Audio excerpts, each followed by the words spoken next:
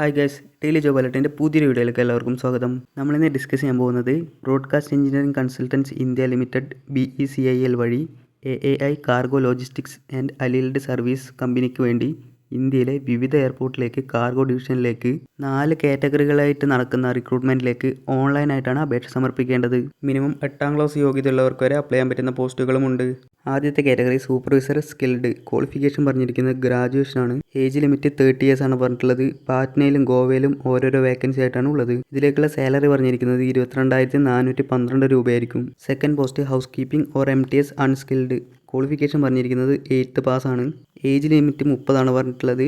പാറ്റ്നയിൽ ഒരു വേക്കൻസിയാണ് ഉള്ളത്. സാലറി വരുന്നത് 16,926 രൂപയായിരിക്കും. Third post loader unskilled. Qualification 12th പാസ്സാണ്.